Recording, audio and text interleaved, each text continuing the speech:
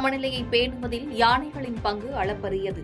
தமிழ் இலக்கியம் முழுவதும் யானைகள் பல்வேறு பெயர்களில் குறிப்பிடப்பட்டு வந்துள்ளதாகவும், திமுக அரசு பொறுப்பேற்றதில் இருந்து யானைகள் எண்ணிக்கை உயர்ந்து வருவதாகவும் உலக யானைகள் தினத்தில் எக்ஸ் தளத்தில் முதலமைச்சர் மு.க.ஸ்டாலின் பதிவு. சட்டவிரோத பண பரிவர்த்தனை வழக்கில் செந்தில் பாலாஜி கோரிய ஜாமீன் மனு ஒத்திவைப்பு. குற்றம் சாட்டப்பட்டவருக்கு ஆதரவாக தமிழ்நாடு அரசு செயல்படுவதாக அமலாக்கத்துறை குற்றச்சாட்டு.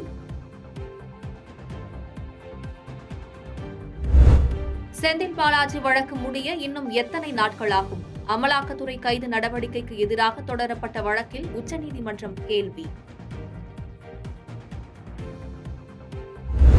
முன்னாள் அமைச்சர் சி.வி. சண்முகம் மீதான அவதூறு வழக்கை ரத்து செய்தது சென்னை உயர்நீதிமன்றம். 2022ஆம் ஆண்டு நடைபெற்ற பொதுக்கூட்டத்தில் முதலமைச்சரை அவதூறாக பேசியதாக தொடரப்பட்ட வழக்கில் தீர்ப்பு. சிறையில் உள்ள டெல்லி முதலமைச்சர் அரவிந்த் கெஜ்ரிவால் புதிய மனு. மதுபான கொள்கை வழக்கில் சிபிஐ கைது செய்ததை ரத்து செய்ய கோரி மனு.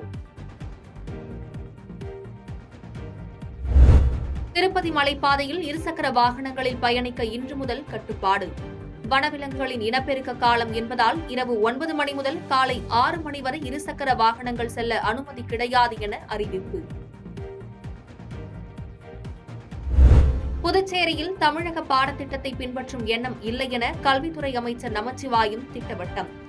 அரசு பள்ளியில் சிபிஎஸ்இ பாடத்திட்டம் அமலில் இருப்பதால் தமிழ்நாடு பாடத்திட்டத்தை மீண்டும் அமல்படுத்த முடியாது என உறுதி.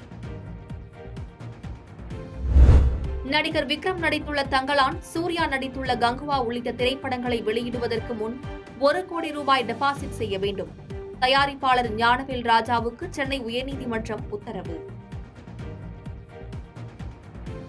பாதகம் செய்பவரை கண்டால் நாம் பயங்கொள்ளலாகாது பாப்பா, மோதி மிதித்து விடு பாப்பா, அவர் முகத்தில் உமிழ்ந்து விடு பாப்பா. அண்மை செய்திகளை உடனுக்குடன் தெரிந்து கொள்ள இணைந்திருங்கள் இயம்நாடு தொலைக்காட்சியுடன்.